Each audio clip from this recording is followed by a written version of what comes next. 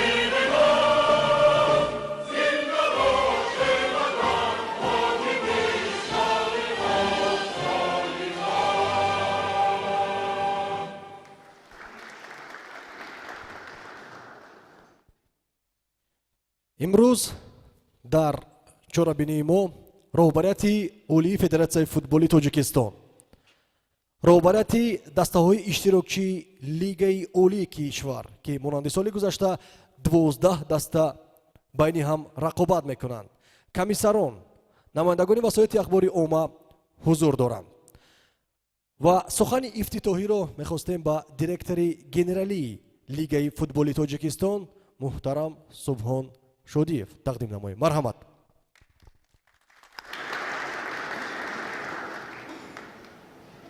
روز بخیر. دوستان عزیز، همکسبان محترم، مهمانان گرامی، تشریف شما را به مراسم قرعه‌پردازی بازی‌های چمپیونات تاجیکستان در سال 2026 شادباش و خیر مقدم میگویم. باعث افتخار است که فوتبال در کشور صاحب استقلال همان یکی از ورزش‌های محبوب عامه مردم به حساب رفته در محور اساسی سیاست ورزشی رهبریت کشور خاصتا تحت دستگیری وزیر نظارت دائمی پیشوای معظم ملت پرزیدنت جمهوری تاجیکستان محترم امامعلی رحمان قرار داشته سال از سال رشد و انکشاف یافته ایستاده است. با باوری میتوان گفت که پس از ملاقات رئیس مجلس ملی مجلس عالی جمهوری تاجیکستان رئیس شهر دوشنبه پرزیدنت فدراسیون فوتبال تاجیکستان محترم رستم امامعلی با اهل جامعه فوتبال وطنی که سالهای 2023 و 2025 برگزار گردید زمینه استوار برای رشد همه‌جانبه فوتبال میهن خاصتا فوتبال کلوبی گذاشت. قید کردن به موارد است که موافق قرار کمیته اجرایی فدراسیون فوتبال تاجیکستان در موسم فوتبال سال جاری در چمپیونات تاجیکستان بین دسته‌های لیگ اولی 12 دسته در دو مرحله با شمول 132 بازی برآمد خواهند کرد. در انتها امیدوارم که بازی‌های چمپیونات تاجیکستان در موسم کنونی باز هم جالبتر و جذابتر گردیده رقابت سالم و دیدنی باشگاه‌های کشور خاطره مخلصان فوتبال وطنی را در داخل و خارج شاد می‌گردانند. با همه کلوب‌های اشتراکی لیگ عالی برای موفقیت و فتح قله‌های نوی دستاوردهای ورزشی آرزومندم. با سرپرستان و شریکان رشد لیگ فوتبال تاجیکستان نیز بردباری‌ها و کامیابی‌ها را تمنا دارم. تشکر از توجهتان سپاسگزارم. خوش آمدید.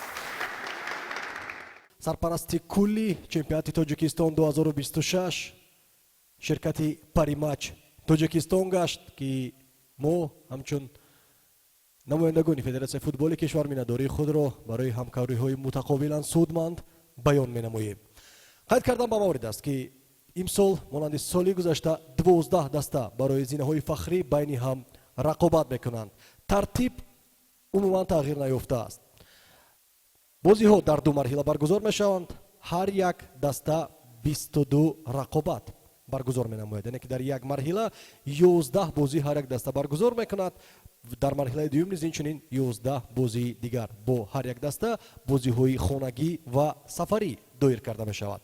дастае ки зинаи 12-ум яъне охиринро ишғол менамояд ба таври автоматӣ аз лигаи бартар ё худ лигаи олӣ ба лигаи якуми кишвар мефарояд. дастае ки зинаи 11-умро ишғол мекунад бо дастаи зинаи дуюми лигаи якум ду бозии гузаришӣ анҷом медиҳад, монанде ки имсол байни ҳам Сардор ва Ҳулбук бозӣ карданд ва ин бозиҳои гузаришӣ баръало нишон доданд ки рақобатпазирии дастаҳои лигаи аввали кишвар ҳам ба маротиб боло рафтааст ва зинаҳои фахрӣ инчунин зинаҳои аввал, дуюм ва сеюм дониста мешавад. ва аз рӯи анъанаи қуръапартоӣ мехостем ибтидо ҳамаи дастаҳои иштирокчиро ба шумо муаррифӣ намоем. дастаи Истиқлол шаҳри Душанбе, Вахш Бохтар, клуби марказии варзиши Артиш шаҳри Душанбе, дастаи Равшани Кӯлоб, Хуҷанди Хуҷанд, Регар Тадази Турсунзода, Эсхатаи, Хуҷанд, Барқчии Ҳисор, Ҳосилоти Фархор, Истарафшан ки як навгонӣ карданд, шояд барои баъзеҳо он қадар намоён набошад. рамзи даста имсол тағйир ёфт ва фикр мекунам ки бо ивазшавии рамз ки аввалин қадам сӯи муваффақият мешавад, онҳо дар ҷадвал низ мавқеъҳои тозатар, беҳтарро ишғол карда метавонанд. дастаи Парвоз, фурудгоҳи байналмилалии Хуҷанд ва дастаи Сардор. ин аст рӯйхати иштирокчиёни мавсими 2026. аз номи худам ва аз номи роҳбарияти лигаи футболи кишвар мо хайрамақдам мегӯем ба чемпионати волои кишвар ду дастаҳоро, дастаҳои Сардор ва Парвозро. фикр мекунам ки бо он заҳматҳое ки роҳбарияти ин дастаҳо доранд, онҳо айни замон арзандаи як кафкуби низ ҳастанд.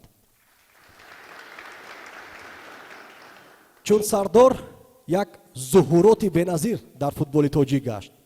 ҳар сол дар давоми 3 мавсим даста як зинаи боло рафтан гирифт. шуруъ аз чемпионати ё худ лигаи дуюми кишвар, пас он лигаи аввал ва акнун лигаи олӣ. аз рӯзи таъсисёбӣ то рӯйҳофтан ба лигаи олӣ муҳлати бениҳоят кӯтоҳ гузашт ки фикр мекунам ин ҳама дастовард ва заҳматҳои роҳбарияти бошгоҳи мазкур аст. ва албатта дастаи таърихӣ, яке аз дастаҳое ки ҷоизаҳои зиёд дар миқёси кишвар дорад, дастаи Парвоз ки бо гузашти солҳои зиёд дигарбора роҳ ёфт ба лигаи олии кишвар. дастае ки дар мавсиме ки Регар Тадаз чемпион шуда буд, ягона бохт дошт, он бохт ҳам аз дасти Парвоз буд. яъне ки ин даста метавонад ки ҳунарнамоии ҷолиб ва зеборо нишон бидиҳад бо назардошти он трансферҳо, бо назардошти он таъиноти кадрие ки мо дар даста дида истодаем.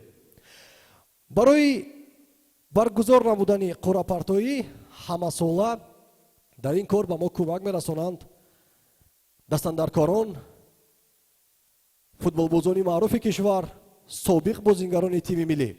ва имсол низ мо таклиф кардем шахсони мазкурро ва мехостем ки онҳоро айни замон ба саҳна даъват намоем.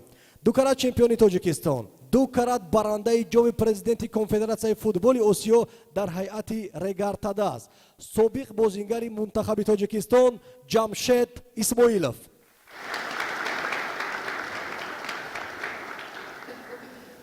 агар шахси навбатиро ҳамаи дастовардҳояшро бигӯем, маҷбур мешавем ки соатҳо инҷо бимонем, аммо аз муҳимтаринҳои инфиродӣ мегӯем. дукарат беҳтарин бозингари Тоҷикистон, дукарат беҳтарин нишонзани чемпионати Тоҷикистон, яке аз беҳтарин ҳамлаварон дар 10 солҳаҳои охир, Юсуф Рабиев.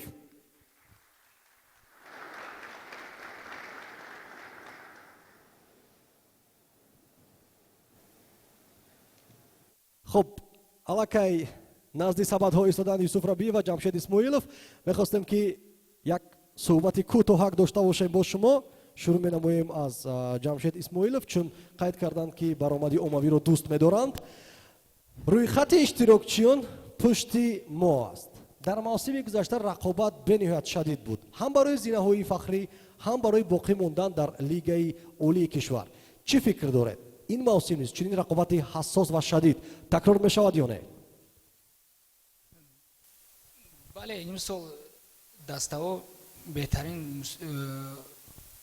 بهترین مربیان خارجی و وطنی و بازیگر رو بهترین جلب نمودن که فکر میکنم موسم سال 2026 خوبتر و بهتر برگزار می شود. میشه. ببینید مقابل اکثر دسته های مذکور شما باعث فوتبال باز هنرنمایی کرده اید. میگفتید که از همه بازی های مشکل ترین برای شخصا شما بازی مقابل کدام دسته ها بود؟ در وقتی ما همه دسته ها قدیم مشکل بود بازی کردن، ولی ما فکر میکنم که با روشن کلوب در سفر مشکل بود بازی کردن. سببش را هم همزمان میگفتید؟ سبب در آن بود که وقتی ریگر تدست با روشن کلوب بازی میکرد ورزشگاه پر از مخلص میشد. سبب در آن باشد که فشار از طرف مخلصان بنهایت زیاد احساس میشد. خب میخواستم مانند همین سوال با یوسف ربیعی بدیم. سلام علیکم خانم و جوانان. سوال شما پرسیدم اگر چند دسته کتی وزبین بود بازی کردن ایخه گیریم اگر جمشید چخی گفت در کلوب حسابی مخلص وزبین بود بازی کردن گیریم که اگر پرواز بابا جان غفورов حسابی майдон вазбин буд бозингарои парвоз ки дар ҳамун майдон тамрин мекарданд ба он осон буд дастаҳое ки меомаданд қим буд вахш бохтар аз ҳисоби иқлим гармӣ гарм дар шаҳри бохтар хела гарм буд дар он ҷо бозӣ кардан вазбин буд аинҷо вай накнем истаравшан дастаи истаравшанам аз ҳисоби мухлис бозӣ вазбин мегузашт. яке аз сермухлистарин дастаҳои тоҷикистон аст истаравшан. пӯшида нест. ҳамин гӯем ки 3-4 даста ай ҳамин ҳисоб вазбин буд бозӣ кардам. шумо ду карат беҳтарин нишонзани чемпионати тоҷикистон ва ду карат беҳтарин бозингар эътироф шуд. мегуфтед ки голи аз ҳама хотирмон дар корномаатон кадом буд ва кадом мавсим аз ҳама ҷолибтарин барои шумо сипарӣ шуд? фикр мекунам ки ҳар ду савол тааллуқ дорад бештар ба даврони истиқлол. бале солҳои ки нишонзани беҳтарин ман шуда будам ду сол дастаи истиқлол буд 2010-2011. гӯем ки кадом голи хотиравӣ ҳамун мавсиме ки беҳтарин будам якум сол 30 гол задам дуюм сол 32 гол задам ҳамаш хотиравӣ беҳтарин будам. 30 ва 32 гол дар як мавсим давраҳои аҷиб буд. айни замон рақобат вазнинтар шудааст, бештар таваҷҷӯҳ ба тактика аст, хатти дифоъро ҳар як даста пурқувваттар мекунад ва мушкил мешавад акнун 30-32 гол задан. аммо ман фикр мекунам ки пайдо мешаванд ҳамовароне ки дастовардҳои шуморо такрор карда метавонанд. дар як даврон ҳар ду ҳунарнамоӣ мекардед. албатта ки ҷамшед исмоилов ки нимуҳофизатгар буд, шумо ҳамовар, бархӯрдҳо байни шумо набуданд, аммо ягон бозие буд ки гӯем хотирмон шуд ки ҳар ду ҳам дар майдон будед. бале буд бозие ки мо парвоз бозӣ мекардем, ҷамшед регар бозӣ мекард. ин ду даста муқобили якдигар бозии хубу ҷолиб нишон медод. буд гуфтивай спорни моментҳо ҳам нафаҳмӣ буд, ҳамаш дар майдон буд. баъди бозӣ бо ҳамун дӯсту бародар мемондем. беҳтарин дӯстӣ поянда бод. бояд гуфт ки ҷамшед исмоилов на танҳо собиқа дори футбол аст, балки айни замон низ дар зиндагии футболии кишвар саҳмгузор аст, ба ҳайси комиссар дар бозиҳои чемпионати тоҷикистон фаъолона иштирок мекунад ва ҳамзамон юсуф рабиев ки соли гузашта сармураббии мунтахаби бунувони тоҷикистон буд, феълан бошад бо наврасон ва ҷавонон кор карда истоданд. механизми баргузории қуръапартоиро мухтасар фаҳмонда мегузарем ки механизм аз солҳои гузашта ягон тафовут ва фарқият надорад. дохили ду сабат тӯбчаҳои дуранг ҷойгир шудаанд, тӯбчаҳои сурх ва сабз. дохили тӯбчаҳои сурх ҷойгир ҳастанд рақамҳои таркибӣ ки дар асоси он дастаҳое ки аз тӯбчаҳои сабз номашон бароварда мешаванд дар ҷадвали даври аввал ҷойгир карда мешаванд. дар асоси ҷадвали Бергер ки даври аввал бо қуррапартоӣ муайян карда мешавад, тамоми даврҳои минбаъда низ тартиб дода мешавад ки дастаҳо аллакай аз бозиҳои хонагӣ ва сафарии худ бархурдор мешаванд. сараввал мо албатта ки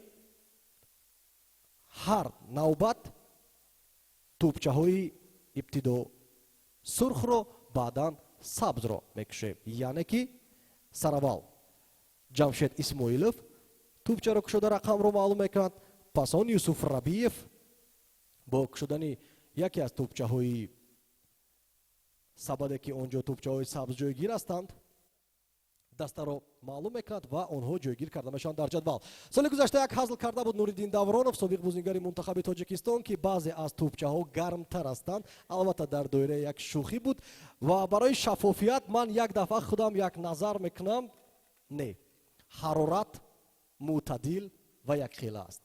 ҳама чиз ба таври максималӣ шаффоф аст.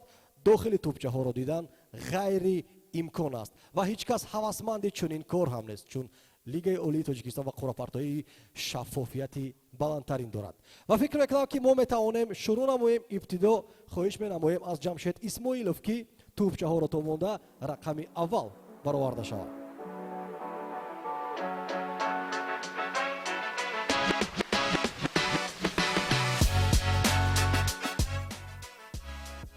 рақами 4.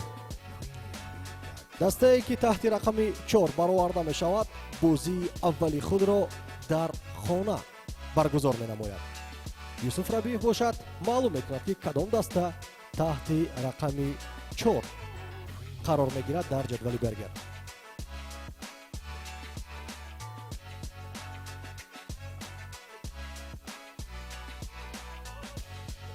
дастаи ҳосилот.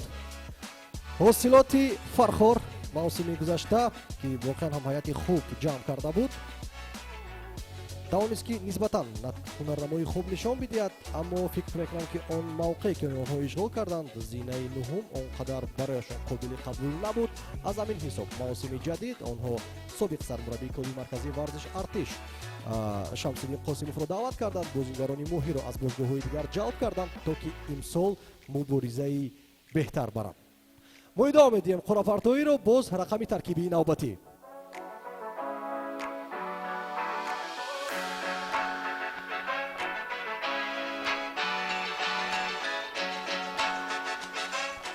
рақами 6 боз як дастаи дигаре ки мизбонӣ хоҳад дошт дар даври аввал. таҳти ин рақам бошад, ани замон Юсуф Рабиев маълум мекунад ки кадом даста қарор хоҳад гирифт.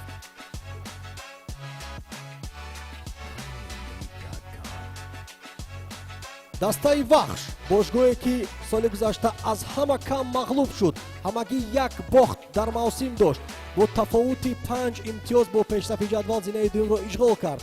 пешгомии дуру дарозу тӯлониро нигоҳ медошт дар Лигаи олӣ ва андак нарасид барои чемпионӣ. он ҳайате ки феълан даста дорад, он бозингароне ки ҷалб мешаванд, мутмаин ҳастам ки имсол низ рақиби асосии истиқлол хоҳад буд барои унвони чемпионӣ.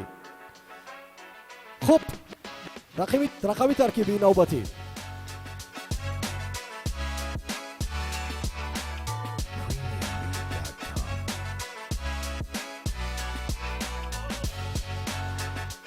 рақами 7 рақиби вахш дар даври аввал маълум хоҳад шуд.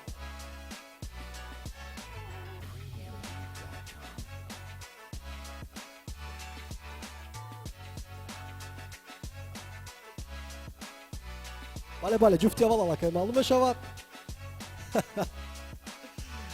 рақобати ҷолиб хоҳад буд. Барқчӣ зери роҳбарии Алифбек Беромов дар даври аввал муқобили вахш бозӣ мекунад. ай қуракаши акай Салоҳиддин хати акай Алифбек истифода будем. Ман гуфтам ки мебрум мекашум бахш барчи якум турда. Ҳам буд.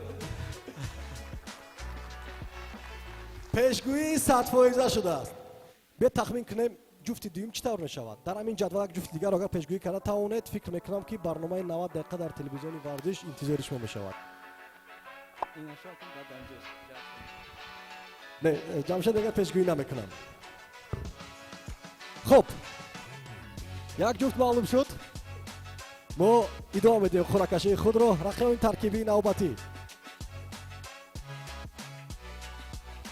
вақте ки меҳмонон тӯбчаҳоро тоб медиҳанд, ман як савол дорам ки ба кадом принсип тӯбро мегиранд? Кадомаш наздиктар аст, кадомаш зебутар аст, дар ҳоле ки ҳамаш якхел ҳастанд. рақами 12. дастаи мазкур даври аввал дар сафар ҳунарнамоӣ хоҳад кард ва кадом даста дар ҷадвали мо зери ин рақам қарор хоҳад гирифт? ман ростӣ на ин ки вахш барқчӣ, балки вахш истиқлолро интизор будам. фаҳмо аст бо кадом сабабҳо мехостем ки аз даври аввал муборизаи максималиро бубинем. дастаи равшан. равшани кӯлоб мавсими гузашта дастае буд ки аз ҳама зиёд натиҷаҳои мусовӣ ба қайд гирифт ва дар зинаи чорум мавсимро ба анҷом расонид. соли дуюм низ пайҳам як сармураббӣ дастаро роҳбарӣ мекунад, мутахассиси рӯз Дмитрий Черишев, ва хоҳем дид ки дар натиҷаи қуръапартоӣ дар даври аввал рақиби онҳо кӣ мешавад. боз як рақами таркибии навбатӣ аз тарафи Ҷамшед Исмоилов.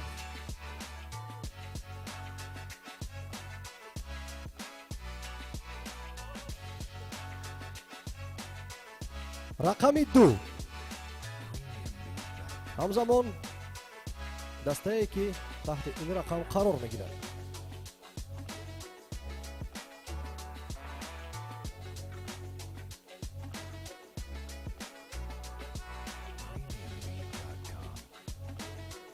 дастаи истиқлол, чемпиони мавсими гузашта, дастае ки дар лигаи олӣ яккатозӣ дорад, аммо воқеан ҳам дар лигаи чемпионҳо низ ҳунарнамои хуб даста нишон дод, хусусан дар бозиҳо муқобили Алзаура.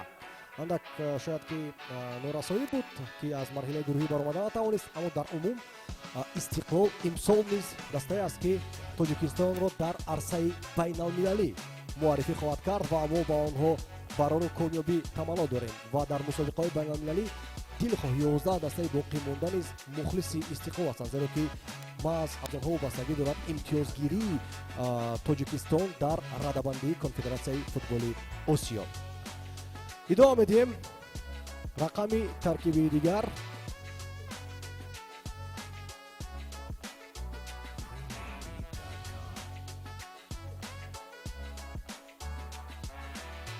рақами 8. дастае ки бозиаш сафарӣ хоҳад шуд дар даври аввал.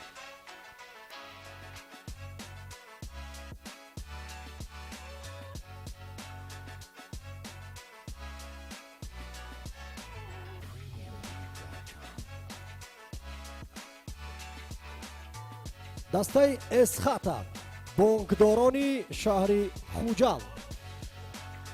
дастаи мазкур соли гузашта натиҷаи асосияш ин роҳ ёфтан ба финали ҷоми тоҷикистон буд ки воқеан ҳам то он марҳила ҳунарнамоии хуб дошт ва якчанд чеҳраҳои нав аз дастаи мазкур дурахш карданд дар лигаи олии кишвар ва фикр мекунам ки имсол низ натиҷаҳо заифтар не балки беҳтару беҳтар мешаванд. дар ҷоми тоҷикистон албатта роҳ ёфтан то ба финал албатта кори шӯхӣ ва осону заиф нест. рақами таркибии навбатӣ хоҳиш мекунем аллакай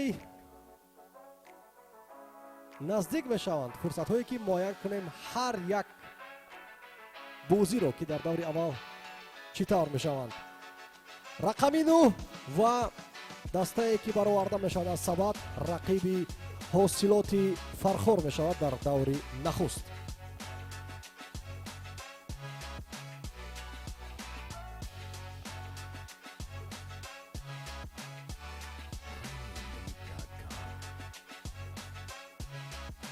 клуби марказии варзиш артиш чӣ қадар ҷолиб аст.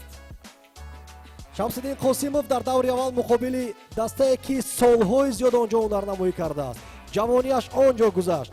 Мураббии дастаи ҷавонони КМВА буд. Сармураббии дастаи клуби марказии варзиш артиш ҳайати асосияш буд ва бо амри тақдир ва дар натиҷаи қуръапартоӣ дар даври аввал маҳз зидди клуби марказии варзиш артиш зидди собиқ шогирдони худ рақобат мекунад ва муқобили онҳо меистад мутахассиси ҷадид аз хориҷи кишвар, аз Испания, бо ҷамъи бозингарони испанию, бразилию ва дастпарварони худи мактаби клуби марказии варзиш артиш. Яке аз ҷуфтҳои ҷолибтарин аст ки фикр мекунам таваҷҷӯҳ ба он хело ва хело зиёд мешавад. Рақами таркибии навбатӣ.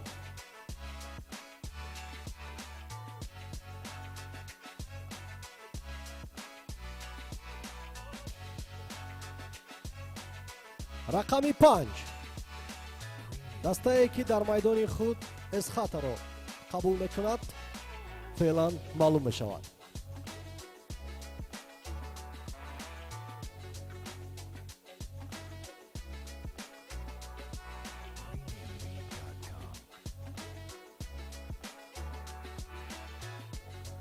дерби дар даври аввал хуҷанд эсхата ва бисёр аҷиб аст ки роҳбарони ҳар дастаҳо канори ҳам нишастанд, гӯё ки чизе эҳсос мешуд.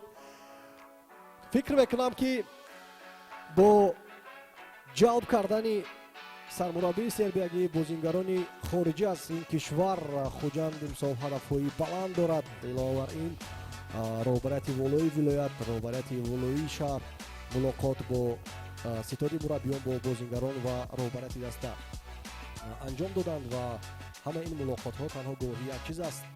хуҷанд дигарбора мехоҳад ки ба сатҳи баландтарин баргардад, яъне ки зинаҳои фахриро ин мавсим ишғол намояд. боз як ҷуфти ҷолиби дигар дар даври аввал.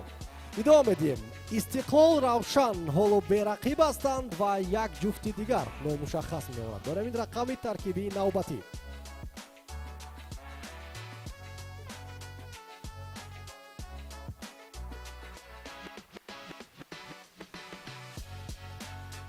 рақами 11 зидди чемпион дар даври аввал кӣ бозӣ мекунад? ман боварии комил дорам ки аксар дастаҳо намехоҳанд дар даври аввал зидди Истиқлол бозӣ кунанд, ба хотире ки чун бозиҳои аввал аст, ба бозингарони нав марҳилаи мутобиқшавӣ дар кор аст, яъне ки омилҳои варзишӣ ҳастанд.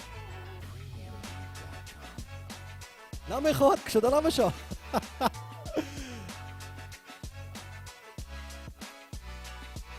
агар регар бошад интиқоми ҷоми тоҷикистон мешавад ё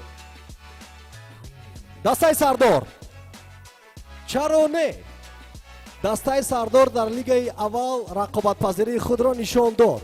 рустам хоҷаев таклиф шуд ба симати сармураббӣ. шахсе аст ки таҷрибадор аст дар футболи кишвар. дастаи хуҷандро солҳои зиёд роҳбарӣ кард. мавсими гузашта ёвари сармураббӣ дар дастаи Равшани Кулов буд ва фикр мекунам ки бисёр рақобати ҷолиб мешавад. бояд гуфт ки Сардор дар натиҷаи бозиҳои гузаришӣ бо дастаи Ҳулбуки Восе роҳ ёфт ба лигаи олии кишвар. ман дар ибтидо низ қайд кардам дастоварди онҳоро ки дар муҳлати кӯтоҳтарин онҳо тавонистанд то ба лигаи олии кишвар роҳ ёбанд ва аксар бозингарони худро дар даста нигоҳ дошта тавонистанд ва илова бар ин якчанд чеҳраҳои бисёр ҳам маъруф ва ҷавонони болоиқату бо истеъдодро Сардор ҷалб кард ба дастаи худ.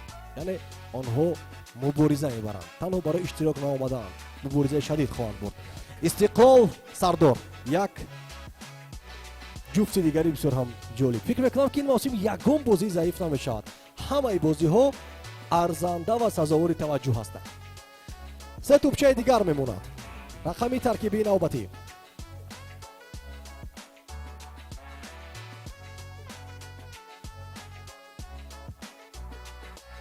рақами 10 дастае ки дар даври аввал дар сафар ҳунарнамоӣ хоҳад кард ва таҳти ин рақам кадом даста ҷой мегирад.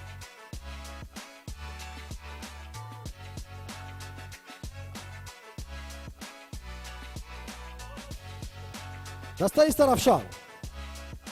дастаи Равшан соли гузашта дар марҳилаи дуюм сармураббии худро иваз кард ва ин чиз натиҷа дод. онҳо аз зинаҳои поёнӣ наҷот ёфтанд ва мавсимро дар зинаи даҳум бо касби 19 имтиёз ба анҷом расониданд. айни замон бо аҳамият дода истодаи марҳилаи дуюми омӯдагиҳои даста ҷараён доранд бо таваҷҷӯҳи зиёд бештар ба тактика ва хоҳем дид ки имсол Истарафшан чӣ тавр натиҷаҳо дар лигаи олии кишвар нишон медиҳад. рақами таркиби навбатӣ ва мо рақибонро барои Равшан ва Истарафшан бояд ки маълум кунем. ба яке меафтад албатта ки Парвоз, ба яке дигар Регар Тадаст. рақами 1 ва рақиби Равшан дар даври аввал.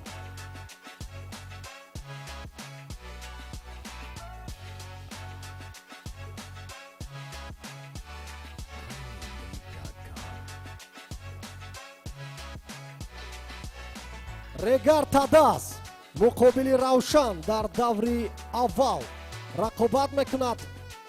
бозӣ бисёрам ҷолиб хоҳад буд, зеро ки ин дастаҳо дар ҷоми Тоҷикистон соли гузашта рӯёрӯӣ ҳам омада буданд. Регар пушти сар кард Равшанро дар силсила зарбаҳои 11 метра.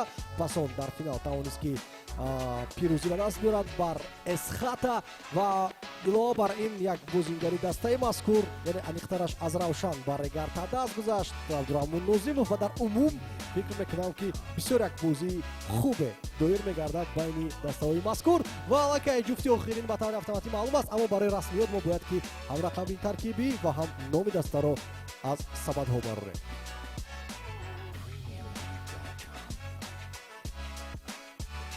рақами 3 ва номи дастаи охирин Юсуф Рабиев.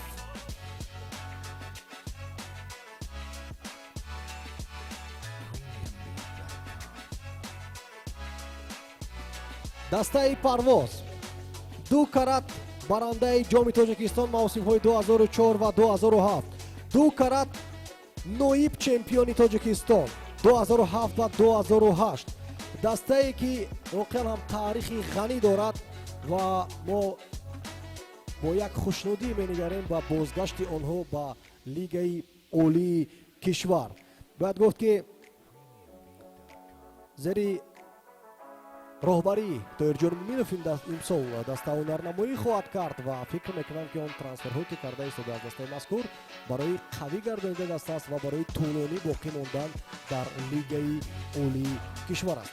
бори дигар қайд менамоем ҷуфтҳоро дар даври аввал. Регар Тадаст Равшан, Истиқлол Сардор, Парвоз Истарафшан, Ҳосилот клуби марказии варзиши Артиш, дерби шаҳри Хуҷанд Эсхата ва Вахш муқобили Барқчӣ. ва албатта аз меҳмонони имрӯза мо мехостем ки суол кунем. ба назари шумо кадом бозиҳо аз ҳама шадидтар мешаванд ва бозиҳои марказӣ кадомҳоро гуфтан мумкин аст? ман фикр мекунам ки мо ҳамихе бировардем ки ҳама бозиҳо ҷолиб. Ехе гирем 5 бозӣ хеле бояд ҷолиб гузарад. Дуто дерби, гӯем дерби сухт мешавад Парвоз Истарафшан Хуҷанд Эсхата, бозӣ Вахш Барчӣ, чихе шумо гуфтед Ҳосилот КМВА, мураббие ки ай КМВА Ҳосилот гузашт, бозӣ вай мешавад. И Регар Кати Равшан ҳар мавсим ин ду даста муқобили якдигар бозии ҷолиб нишон медиҳад. гӯем Истиқлол Сардор ба гуфти Урусо тёмная лошадка имсол мешавад. яъне дастае ки ҳангома карда метавонад. мураббие ки нав про хондан омад, идеяи нав кати метавонад ҳар як даста кати бозӣ ҷиддӣ нишон диҳад. ташаккур. ва Ҷамшед Исмоилов чӣ назар доранд? даври аввал ман мебинам Регар Тадаст бо Равшани Кулоб ва Хуҷанду Эсхата ки медонед қисман шумо азам ки пешгӯӣ кардед, гуфтед ки дар давре дар Регар Тадаст бозӣ мекарданд, сафарҳоро ба клуб мушкил арзёбӣ кардед. дар даври аввал албатта ба клуб сафар кардан лозим намешавад, аммо васитаи Равшан сафар мекунад барои бозӣ бо Регар Тадаст. боз кадом бозӣ аз назари шумо ҷолиб аст? ҳамаш ҷолиб аст адла ман фикр мекунам дигар тараст дорам хуҷанду эсхатар бисёр бозӣ хуб мешавад. бале агар ки дерби як шаҳр бигӯем танҳо якто мешавад, аммо боварии комил дорам ки Парвоз Истарафшон ҳам рақобати шадид аст. ду дастаи сермухлис, ду дастае ки гурӯҳи мухлисони ашадӣ доранд ва итминони комил дорем ки дар маҷмӯъ имсол лигаи олии кишвар ки номи расмиаш Паримач чемпионати Тоҷикистон 2026 аст, воқеан ҳам дар сатҳи баланд мегузарад.